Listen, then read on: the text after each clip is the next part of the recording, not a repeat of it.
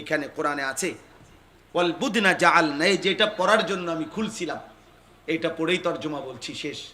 ওয়াল বুদনা জাআলনাহা লাকুম মিন শাআইরিল্লাহ। আল্লাহ বলেন কুরবানি আসতেছে, কুরবানির জন্য যত প্রাণী, গরু, ভেড়া, দুম্বা, বকরি, উট, মহিষ, আল্লাহ বলেন এগুলোকে কুরবানির জন্য উপযোগী, এটা আমি আল্লাহ এই সিদ্ধান্ত, এটাকে কুরবানির প্রাণী হিসাবে নির্ধারিত আমি আল্লাহ করেছি। কে করেছে? আল্লাহ করেছেন। আল্লাহ মিন শাআইরিল্লাহ, এবং কুরবানির জন্য নির্ধারণ করা প্রত্যেকটা প্রাণী আমি আল্লাহর নিদর্শন। সুবহানাল্লাহ। যে প্রাণীটা কোরবানির জন্য কিনা হয়, সিদ্ধান্ত হয়, গরু হোক, ছাগল হোক, ভেড়া হোক, দুম্বা হোক, বকরি হোক, উট হোক, এটা কার নিদর্শন? আল্লাহর নিদর্শন। এরপরে আল্লাহ বলেন লাকুম ফিহা খাইর। সুবহানাল্লাহ। আল্লাহ বলে বান্দা মনে রেখো কোরবানির মধ্যে পুরাটা, এই তোমার কোরবানির মধ্যে পুরা কোরবানি করাটার মধ্যেই রয়েছে তোমাদের জন্য খাইর, কল্যাণী কল্যাণ, কল্যাণী কল্যাণ। এখানে লস কোনো প্রজেক্ট নাই, এটা পুরাটাই লাভের প্রজেক্ট। সুবহানাল্লাহ। কোরবানির কল্যাণী কল্যাণ, নেকি নেকি, নেকি নেকি, নেকি নেকি, পুরাটাই লাভ। সুবহানাল্লাহ। হাদিসের মধ্যে আছে নবী সাল্লাল্লাহু আলাইহি সাল্লাম হযরতে ফাতেমাকে বলছে, ফাতেমা মনে রেখো তোমার জন্য এখন কুরবানি হবে, তোমার ওয়াজিব আদায় হবে। তুমি দেখো পর্দার আড়াল থেকে, কুমি ইলা উদহিয়াতিক ওয়াশহাদিহা, দাঁড়াও দেখো। আল্লাহর নবী বলেন মনে রেখো ফাতেমা, ফা ইন্না লাকা বিআউয়ালি কাতরাতিন তাকতুরু মিন দামিহা আন ইউগফারা লাকা মা সালাফা মিন যুনুবিক। এখন কুরবানি করতে গিয়ে তোমার প্রাণীর রক্তের এক ফোঁটা, প্রথম ফোঁটা জমিনে পড়বার সাথে সাথে আল্লাহ তাআলা তোমার পেছনের সব গুনাহ মাফ করে দেবে। এতটা সওয়াব, এতটা নেকি, নেকি নেকি। এজন্য মহব্বতের সাথে কোরবানি করা, আল্লাহ তৌফিক দান করেন। কোরবানি করতে গিয়ে পিছপা হবেন না। প্রত্যেক উপার্জনকারী, বিদেশে যেই ছেলে তার নামে কোরবানি দিবেন, দেশে যেই ছেলে চাকরি করে তার জন্য পৃথক কোরবানি দেন, গ্রামে যে ব্যবসা করে তার জন্য কোরবানি। যারই উপার্জন আছে স্বাভাবিকভাবে ঈদের 3 দিন কমপক্ষে 1,79,000 বা 80,000 টাকা যার অতিরিক্ত জমা আছে, এমন প্রত্যেক সদস্যের উপরে কোরবানি ওয়াজিব।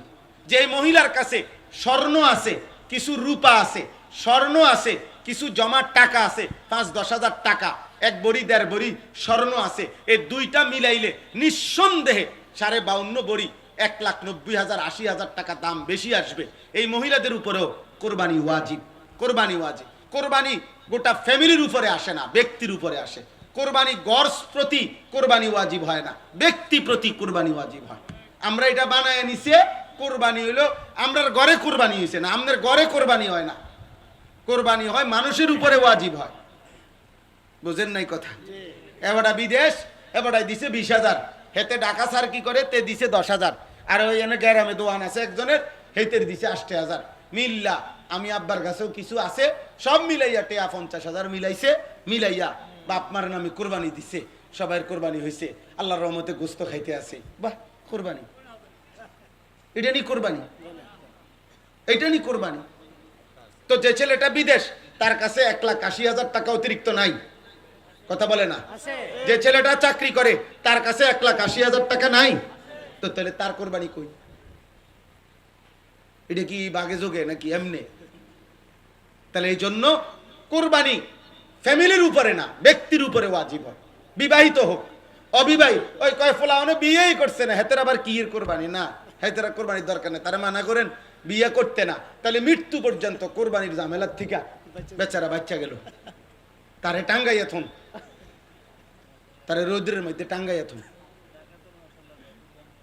কথা তো বুঝতে হবে, যাকাতের মাসআলা পৃথক বুঝতে হবে, হজ্জের মাসআলা পৃথক বুঝতে হবে, কোরবানির মাসআলা পৃথক বুঝতে হবে, সাদকায়ে ফিতরের মাসআলা পৃথক বুঝতে হবে, আলাদা বুঝা জরুরি।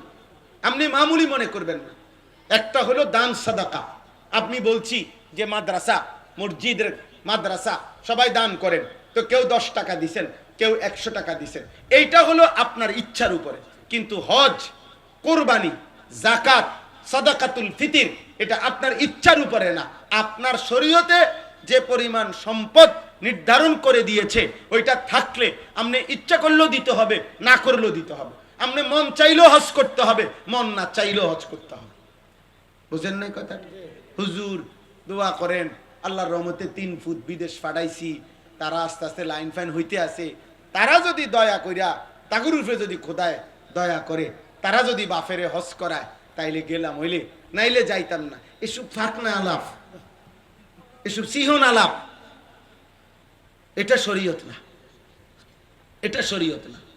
বরং স্পষ্ট মাসআলা হলো যেই ব্যক্তির ভিটা ছাড়া বসত বাড়ি, অতিরিক্ত জমি আছে, ফসলের জমি, ক্ষেতের জমি, বাজারের ভিটা, বাজারের দোকান, মানে আলাদা জমি আছে, যেই জমির কিছু বিক্রি করলে হজের টাকা হবে, পরিবারের হজের আসা যাওয়ার যে সময়টা এই খরচ হবে, আর আলগা জমি যে দূর আরো রয়েছে বাকিটা দিয়েও তার সংসার চলবে, এমন প্রত্যেক মুসলমানের উপরে খোদার কসম হজ করা ফরজ, ফরজ, ফরজ। যে ব্যক্তি হজ ফরজ সত্ত্বেও হজ করে নাই, আল্লাহর কসম নবী বলছে ওইটা হয়তো যদি মারা যায় তো ইহুদি মরলো, নয়তো খ্রিস্টান মরলো, বেঈমান মরলো, বেঈমান মরলো, বেঈমান। আমি আপনাদেরকে একদম উদাহরণ বলি, মনে করেন এটা আমার বসত, অতিরিক্ত এখানে আমার আলগা 10 শতক জমি আছে, ক্ষেতের জমি হোক, ফসলের জমি হোক, চাষাবাদের জমি হোক, বুঝছেন নি কথাটা? ওইখান থেকে 3 শতক বিক্রি করলে, 4 শতক বিক্রি করলে মনে করেন হজের টাকা হবে 6.5 লাখ টাকা হজের। এখন মনে করেন সংসার চলতে লাগবে 1.5 লাখ, 1.5 মাসে ধরে নিলাম 8 লাখ। এই জমি যদি একাংশ বিক্রি করলে ধরেন 8 লাখ টাকা আপনার ব্যবস্থা হবে, আর বাকি আরো জমি আছে যেটা দিয়ে আপনার ফ্যামিলি চলবে। এই লোকের যদি আর ব্যবসা নাই, বাজার নাই, বিদেশে ফুত নাই, চাকরি নাই, শুধু বসত আর এই জমি দূর আছে, যে দূরের কিছু বেচলে হজের টাকা হয়, এই এমন প্রত্যেক মুসলমানের উপরে হজ করা ফরজ, ফরজ। আর না করে মরলে এটা বেঈমান মারা গেছে, নবী বলছে। নবী বলছে এটা হয় ইহুদি মরলো, নয় খ্রিস্টান মরলো, আমার কিছু আসে যায় না। ফালিয়ামুত ইনশা ইয়াহুদিয়ান বা ইনশা নাসরানিয়ান। মুসলমান মরলো না, মুরব্বীরা বইয়া বইয়া সাদওয়ানে ফাখনা আলাপ করে, বিড়ি খায় আর বন খায় আর গপ মারে। হ্যাঁ হ্যাঁ, গপ মারে। কইতে তো সুন্দর লাগে হুজুর, আমি না বুঝি 3 ফুট বিদেশ পাঠাইতে কত কষ্ট হয়েছে। না, কি এর কষ্ট? 6 লাখ নিছেন এমনি, 6 লাখ নিছেন সুদে, আমরা জানি না কষ্ট কি? তা আবার সুদের টাকার মধ্যে আবার কষ্ট কি? হারাম নিছেন, হারাম নিছেন। আমি বিদেশ হারাম বলি না, আমি তো একটু আগেই বলছি, আল্লাহ বলছে আমার জমিন সব, তুমি যেখানে মন চায় থাকো, কোনো অসুবিধা নাই। কিন্তু হারাম এখানেও হারাম, বিদেশেও হারাম। হারাম কিনা বলেন না কেন? যেটা হারাম এটা সর্বাবস্থায় হারাম কিনা? অভাবে পড়লেও হারাম, সুখে থাকলেও হারাম, বিপদে পড়লেও হারাম, সুখে থাকলেও হারাম। আল্লাহ আমাদেরকে হেফাজত করে। অতএব আমি সংক্ষেপে বলে দিছি, বাকি হজ্জের মাসআলা আরো বুঝেন। আপনারা প্রত্যেকে আলেমদের থেকে জিজ্ঞেস করেন, আলেমদের। আরে মিয়া, যেই চোখ আল্লাহর ঘরের কালো গিলাফ দেখে নাই, মদিনার রওজা সবুজ গম্বুজ যে দেখে নাই, ও দেখলো কি আর জীবন? ওই চোখ দেখলো কি? ওই চোখ বাকি দুনিয়া না দেখলেই চলতো। অন্ধ মানুষও তো দুনিয়া চলে। অন্ধ মানুষ খায় না, অন্ধ মানুষ বিয়ে করে না, অন্ধ মানুষের বাচ্চা হয় না, কথা বলে না। বুবা মানুষ খায় না, বুবা মানুষ বিয়ে করে না, কানে শুনে না এমন মানুষ বিয়ে করে না। তো তো দুনিয়া তো চোখ ছাড়াও ভোগ করা যায়, কান ছাড়াও ভোগ করা যায়, জবান ছাড়াও তো দুনিয়া ভোগ করা যায়। আল্লাহর দেওয়া চোখে মালিকের ঘরই দেখলাম না, রসুলের রওজাই দেখলাম না, বলেন কি? বলেন কি? এর চাইতে বড় দুর্ভাগ্য আর কি হইতে পারে? এক সাহাবী, আমরা স্পষ্ট কিতাবে পড়ছি, আব্দুল্লাহ ইবনে যায়েদ ইবনে আব্দে রব্বিহি, নবীজির একজন সাহাবী। নবীজি যেদিন ইন্তেকাল করছেন মদিনায়, সেদিন তিনি 2 হাত তুলে আল্লাহকে বলছিলেন, আল্লাহ, এই চোখ দিয়ে যেহেতু নবীকে আর দেখবো না, এই চোখে আমি আর দেখতে চাই না। এই কান দিয়ে যেহেতু আমার নবীর কথা আর শুনবো না, এই কানে আর কিছুই শুনতে চাই না। স্পষ্ট কিতাবে আছে এই সাহাবী আর কোনোদিন মৃত্যু পর্যন্ত চোখেও দেখে নাই, কানেও শুনে নাই। নবীজির ইন্তেকালের আব্দুল্লাহ ইবনে যায়েদ ইবনে আব্দে রব্বিহি, ইনি সেই সাহাবী যিনি স্বপ্নে আজান শুনছে দেখছে। সর্বপ্রথম আজান যেই সাহাবী দেখছে, স্বপ্নে শিখাইছে উনারে এই সাহাবী, এই আব্দুল্লাহ ইবনে যায়েদ ইবনে আব্দে রব্বিহি। এই ইনি নবীজির ইন্তেকালের দিন আল্লাহরে বইলা চোখের দৃষ্টি নিয়ে গে সরাই দিস, কানের শক্তি সরাই দিস, লাগবে না মাওলা, ওই চোখ আর লাগবে না, ওই কান লাগবে না, যে চোখ বন্ধুকে দেখবো না। আর আমরা বুড়া মানুষ, হায়াত শেষ হয়ে যাইতেছে, আজও মালিকের ঘরে যাওয়ার মোহব্বত আসে না। বইয়া বইয়া শুধু নাতিগারে বিয়া করাইবো, নাতির ঘরের ফুতিরি বিয়া করাইবো, নাতিরে এই বইয়া বইয়া ফালতু দুনিয়া দুনিয়া। বুড়া মানুষ সোজা হইয়া গেছে, খাটে পড়ে গেছে, আমি চোখে দেখছি মিয়া।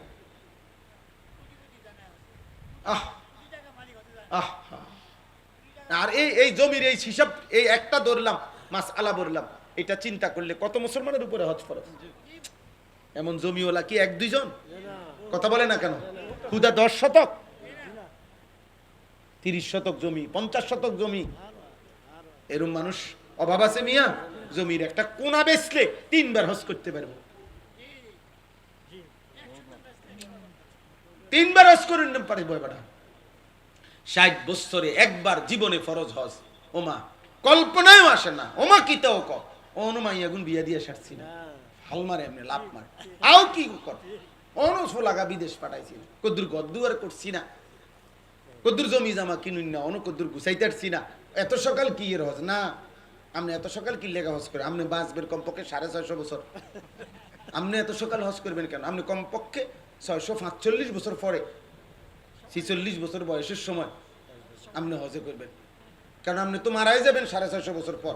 তো শেষ 3-4 বছর থাকতে হজ করে নিতে পারেন, আপনার যাতে কেরান দিয়ে নেয় হজে। যত দুর্বল বুঝছেন, এই প্রতি বছর হজ্জে উমরায় গেলে দেখি এই আপনার যত দুর্বল, সবচেয়ে বেশি দুর্বল মানুষ আমগো বাংলাদেশ।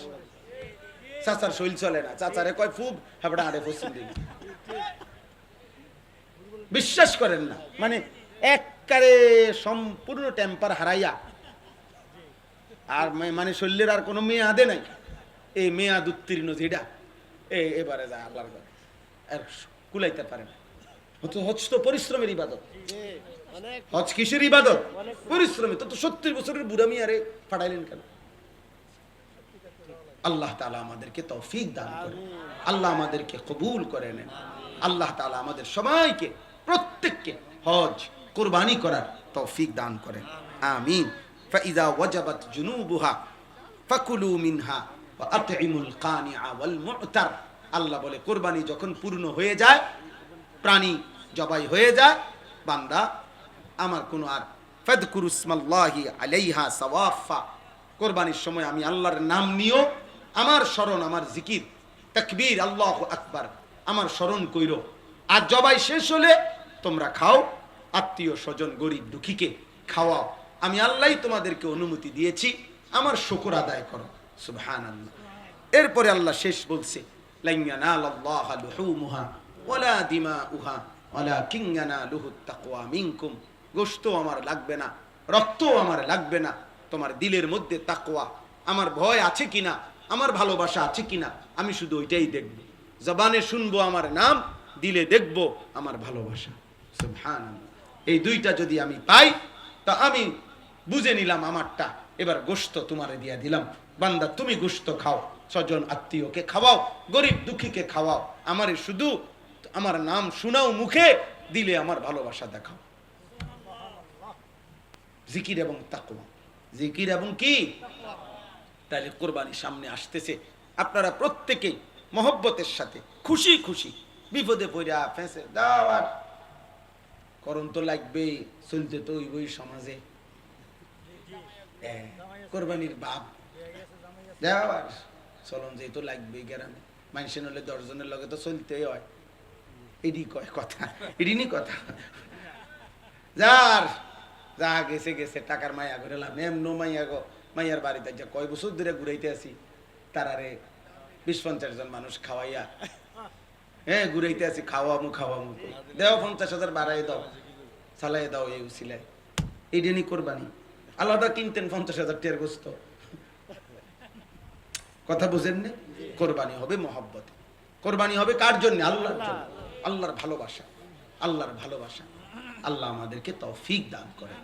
সবাই মহব্বতের সাথে নিজেদের স্ত্রী, হ্যাঁ যাদের সম্পদ আছে, স্বর্ণ আছে, টাকা আছে, নিজেদের সন্তানদের মধ্যে যারা উপার্জন করে, কোরবানি নফল কোরবানি করে, নফল সামর্থ্য থাকলে কোরবানি করে, মানে এটাকে পেরেশানি মনে করবেন না, ঝামেলা মনে করবেন না, বলেন ইনশাআল্লাহ।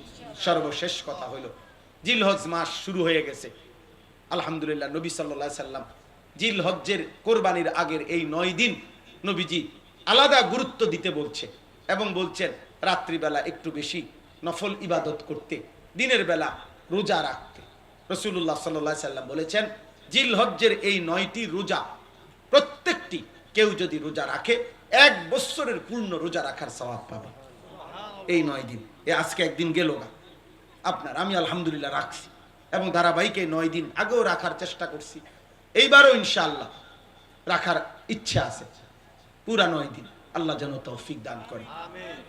আমার খাদেম সেও রাখছে, আমাদের সাথে অনেক সাথী, আমাদের মাদ্রাসার উস্তাদ, আমাদের বাসার আত্মীয় স্বজন, ভাই বেরাদর, পরিবার, ওনারা রাখছে আলহামদুলিল্লাহ। তাহলে এই জন্য এটা একটা আমল, রাত্রিবেলা 2-4 রাকাত নফল নামাজ পড়ার চেষ্টা করবেন, আল্লাহর কাছে দোয়া করবেন যে আল্লাহ জিলহজ মাসের বরকত আমাকেও দান করেন। আল্লাহর কাছে বলেন আল্লাহ আপনার ঘর এই চোখে দেখা, কবরে নিয়েন না মালিক, আপনার ঘর না দেখাইয়া কত মানুষকে আপনি নিলেন, আমারও নেন মাওলা। আল্লাহর কাছে বললে আল্লাহ তৌফিক দেবে ইনশাআল্লাহ। আর আপনারা আরাফার দিন, কোরবানির আগের দিন 9 জিলহজের রোজা রাখতে চেষ্টা করবেন বেশি গুরুত্ব দিয়ে। কোরবানির আগের দিন, ওই দিনকার রোজা রাখলে নবীজি বলছে পিছনের 1 বছর, সামনের 1 বছর, পূর্ণ 2 বছরের গুনাহ আল্লাহ মাফ করে দেন, আল্লাহ মাফ করে দেন। আল্লাহ তাআলা আমাদের সকলকে তৌফিক দান করেন।